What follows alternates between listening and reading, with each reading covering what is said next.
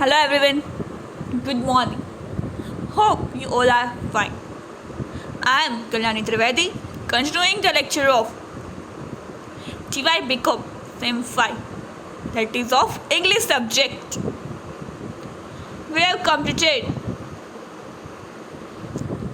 3 topics or 3 units of grammar, and we are reaching up to the end of the first topic, that is essay writing. First was all about questionnaire. એક questionnaire બનાવવાની છે. ફરીથી repeat કરું છું, ક્વેશ્ચનરી બનાવવાની છે, પૂરવાની નથી, એમાં જવાબ લખવાના નથી, ખાલી આપણે પ્રશ્નાવલી તૈયાર કરવાની છે. નેમ એટલે એમાં આપણું નામ લખવાનું નથી, ખાલી આપણે નેમ કરીને જગ્યા છોડવાની છે. પછી એજ, gender, nationality, languages known, college, occupation, father's monthly income, father's occupation, એમનેમ લખવાનું છે. ક્વેશ્ચનરી બનાવવાની છે, આપણે પૂરવાની નથી. કોઈ ટોપિક પર કે એટલે 20 ક્વેશ્ચન બનાવવાના છે, પૂરવાની નથી, ટીક કરવાનું નથી. સેકન્ડ હતું comprehension two share market report. એમાં શેર માર્કેટના રિપોર્ટ હશે, એના ઉપરથી 5 ક્વેશ્ચન આન્સર હશે શેર માર્કેટના જ, એ તમારે એમાંથી જોઈને જવાબ લખવાના હશે. એમાં અમુક ટર્મનો હશે, જે ટર્મ આપણે ડિટેલમાં જોઈ ગયા, એનો જવાબ લખવાનો થશે. Third, individual report. જે આપણે રિપોર્ટ્સ લખતા, રિપોર્ટ રાઇટિંગ એની જેમ કોઈ કંપનીના સેક્રેટરી કે મેનેજર એના ઉપર મેનેજિંગ ડિરેક્ટરને જે પત્ર લખે, જે કંઈ રિપોર્ટ આપે છે, કોઈ જગ્યા નવી જોઈ છે, ફેક્ટરી ખોલવાની છે, કંપની નવી ઓફિસ જોઈ છે, નવી બિલ્ડિંગમાં ઓફિસ ટ્રાન્સફર કરવાની છે, ફેક્ટરીમાં નવી જગ્યા જોઈ છે, ફેક્ટરીમાં કોઈ ઇન્જરી થઈ છે, કોઈ માણસનું એની સાથે એક્સિડન્ટ થયું છે તો એનો લગતો રિપોર્ટ. એવા અલગ અલગ પ્રકારના રિપોર્ટ્સ મેં તમને જે 8, 4, 5, 6, 7 એક્ઝામ્પલ્સ દેખાડ્યા, એ પ્રમાણે રિપોર્ટ લખવાનો છે સિમ્પલ એન્ડ ઇઝી લેંગ્વેજમાં. એ અને fourth topic essay writing. Essay writing આપણને બધાને ખબર છે, પણ થોડું કોમર્સને બિઝનેસને લગતા કદાચ પૂછાય તો કઈ પ્રકારના ટોપિક પૂછાય અને કેવા પ્રકારના એસેસ તમારે કઈ રીતે લખવા, એના એક્ઝામ્પલ્સ આપણે અહીંયા જોઈ રહ્યા છીએ. એક એડવર્ટાઇઝમેન્ટ, એના યુઝ અને એબ્યુઝ એટલે ફાયદા અને ગેરફાયદા એ આપણે જોયું. પછી બ્લેક મની અને ઇન્ડિયન ઇકોનોમી, ભારતનું અર્થશાસ્ત્ર, ઇકોનોમી અને બ્લેક મની બંનેની એકબીજા પર થતી અસરો, એના વિશે જોયું. બ્લેક મની ક્યાંથી આવે છે, શું છે, એના કારણો શું છે, એની અસરો શું છે, એ બધું જોયું. પછી જોયું disaster management in India. Disaster management એટલે કે જ્યારે આફત કુદરતી હોય કે માણસો દ્વારા ક્રિએટ થયેલી હોય, એ આફતોમાં જે લોકોને બચાવવા માટે એનડીઆરએફની ટીમ આવે છે, એ ડિઝાસ્ટર મેનેજમેન્ટની ટીમ હોય છે કે જે પૂર, દુષ્કાળ એ બધી પરિસ્થિતિઓમાં લોકોનો, વાવાઝોડું, સાયક્લોન, જે પણ પ્રકારની કુદરતી કે માનવે સર્જેલી જે આફતો છે એમાં એ મદદરૂપ થાય છે. એનડીઆરએફ આપણે કાલે જોયું. તો central government establish the national disaster response force 2006, 2006માં એમણે એની સ્થાપના કરેલી. કઈ રીતે એ મેનેજમેન્ટ કરે છે અને કુદરતી કે માનવ સર્જિત આફતોમાંથી લોકોને બચાવે છે, જીવ બચાવવા કેટલા પ્રયત્નો કરે છે, એ બધા વિશે માહિતી કાલે આપણે જોઈ. Now the last essay, role of chambers of commerce in India. Chamber of commerce આપણને ખબર જ છે, કોમર્સના લોકોને તો ચેમ્બર ઓફ કોમર્સ ન ખબર હોય એવું બને જ નહીં. Chamber of commerce is a form of business network. For example, a local organization of business whose goal is to further the interest of business. શું કહે છે? A chamber of commerce is a form of business network. એક business નેટવર્કનું નામ છે chamber of commerce. For example, દાખલા તરીકે જોઈએ તો લોકલ ઓર્ગેનાઇઝેશન ઓફ બિઝનેસ, જે લોકલ કોઈ બિઝનેસ કે ચલાવે છે, એમનો ગોલ શું છે? To further the interest of business, આગળ વધારો પોતાનો business. Business owners in town and city from this local society to advocate on behalf of business community. જે ઓનર છે, માલિક છે બિઝનેસના, છે આપણા શહેર, ટાઉન અથવા તો સિટી, ગામડું અથવા તો આપણા ગામમાં કે આપણા સિટીમાં,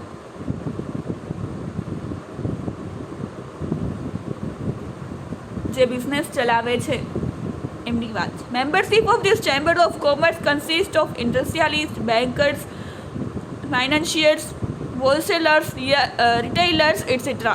શું કહે છે? મેમ્બરશીપ એની કેમ ચેમ્બર ઓફ કોમર્સની? એમાં શું શું હોય તો કે ઇન્ડસ્ટ્રીયાલિસ્ટ હોય, બેન્કર હોય, ફાઇનાન્શિયર હોય, હોલસેલર હોય, રિટેલર હોય, એ બધાની મેમ્બરશીપ એમાં હોય છે. They are instrumental in acting as link between government agencies and this member. Business જે લોકો કરતા હોય છે એમની અને ગવર્મેન્ટ એજન્સીસ વચ્ચેની લિંક જોઈ રાખે છે. કોઈ બિઝનેસ કરે છે, કોઈ કંપની ચલાવે છે, કોઈ ઇન્ડસ્ટ્રી ચલાવે છે, તો એમની અને ગવર્મેન્ટ એજન્સીસ અને એમના મેમ્બર્સ વચ્ચેની લિંક જોડી રાખે છે. એનું કામ કામ કરે છે chamber of commerce. Chambers also act as a platform to settle disputes among members. લોકોનું જોડાણ છે chambers. Chamber represent the grievances of industries to the government for redressal.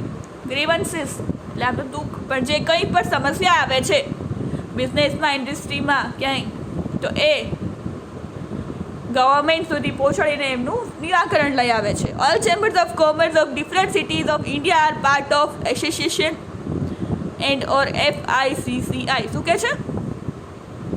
અલગ અલગ સિટીમાં, બધા સિટીમાં આમ તો ચેમ્બર ઓફ કોમર્સ હોય. આપણે ચેમ્બર ઓફ કોમર્સ હોલ છે, ચેમ્બર ઓફ કોમર્સ આપણે પણ છે એમની બ્રાન્ચ. તો એ અલગ અલગ સિટીઝમાં જે હોય છે are of India are part of association. એક એસોસિએશનનો ભાગ છે, કયું? તો કે FICCI. હવે FICCI શું છે એ આપણે જોશું આગળ. પહેલો પોઈન્ટ આપ્યો ASSOCHAM. એ શું છે? Short form of associated chamber of commerce and industry of India.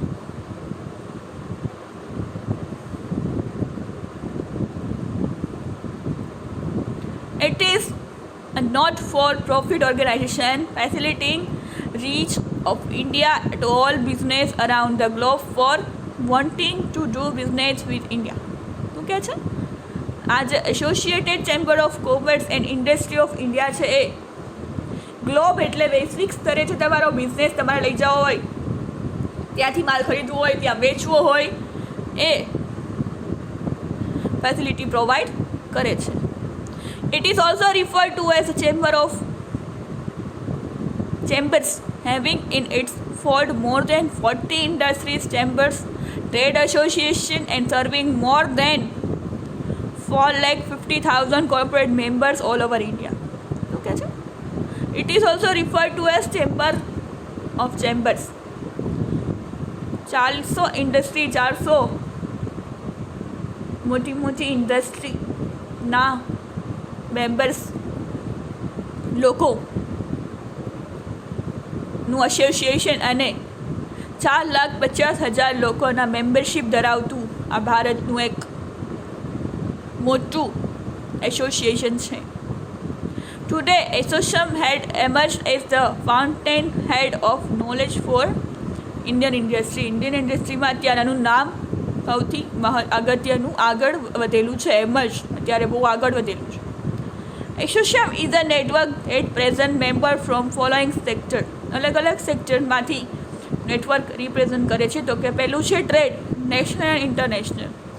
વ્યાપાર તો કેમાં? તો કે નેશનલ અને ઇન્ટરનેશનલ બંને લેવલે. ઇન્ડસ્ટ્રી એટલે કે કોઈ પણ ઉદ્યોગ, ડોમેસ્ટિક એન્ડ ઇન્ટરનેશનલ, ઘરેલું હોય કે ડોમેસ્ટિક હોય કે ઇન્ટરનેશનલ લેવલનો હોય. પ્રોફેશનલ, CA, લોયર્સ, કન્સલ્ટન્ટ્સ, એ બધા. Trade and industry association and other chamber of commerce. કોઈ વેપાર કે કોઈ ઉદ્યોગ ચેમ્બર ઓફ કોમર્સ સાથે જોડાયેલો હોય એની વાત કરે છે. ASSOCHAM has more than 100 national council covering the entire gamut of economic activities in India. તો કહે છે 100 national council covering entire gamut of economic activity. Economic જે એક્ટિવિટીઝ થાય છે ભારતમાં એવી 100 કાઉન્સિલિંગ એમણે કરેલું છે.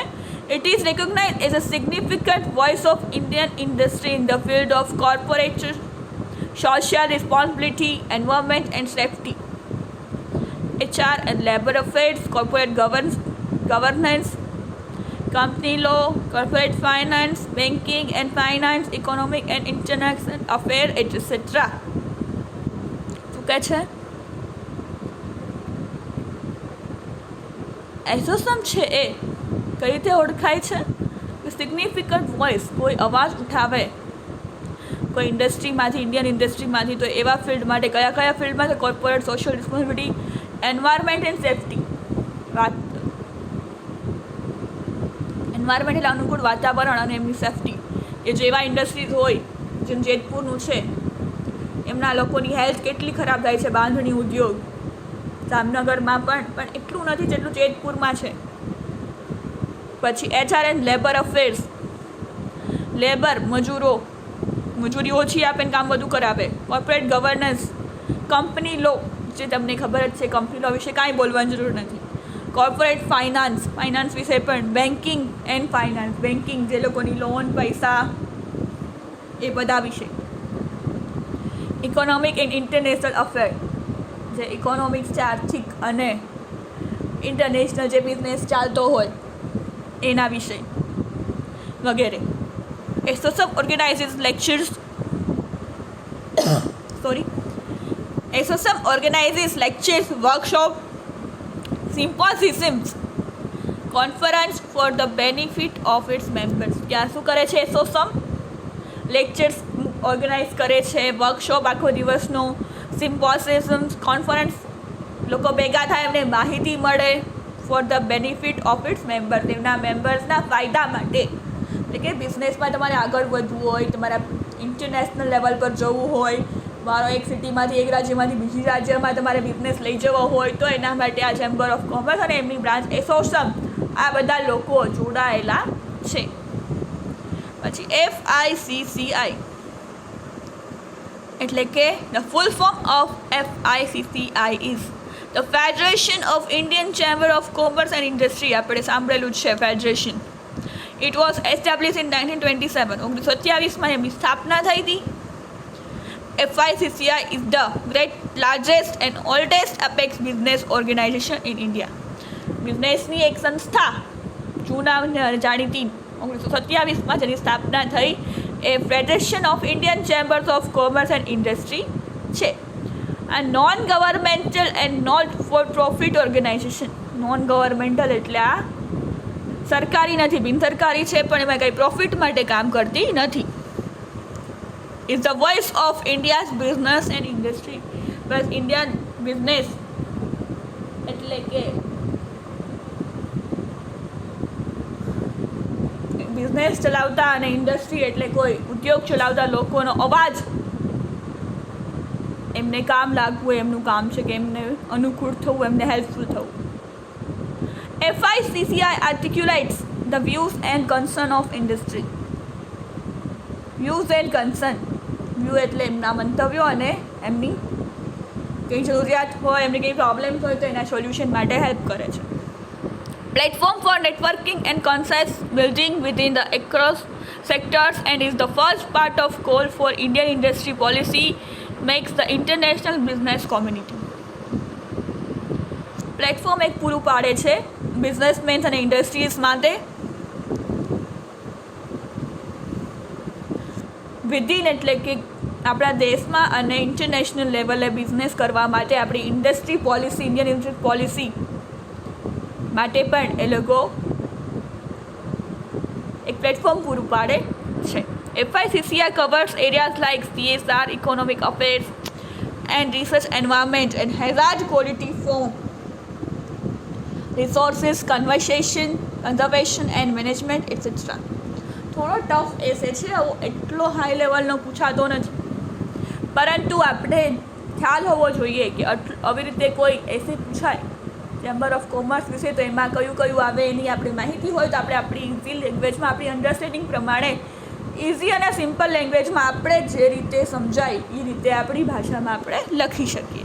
પણ જો માહિતી નોલેજ આપણા માઇન્ડમાં હોય તો આપણે લખી શકીએ, એટલે આપણે નોલેજ માટે આ કરીએ છીએ. આ જ હશે આવા જ હશે એવું નથી, પણ જો કોમર્સ રિલેટેડ હોય, બિઝનેસ રિલેટેડ એસે હોય તો આ પ્રકારના પૂછાય, એમાં આ પ્રકારે તમારે એસે લખવાનું છે. તમારે પોઈન્ટ્સ અને વસ્તુઓ તમારા માઇન્ડમાં હોય તો તમે તમારી જાતે લખી શકો એસે.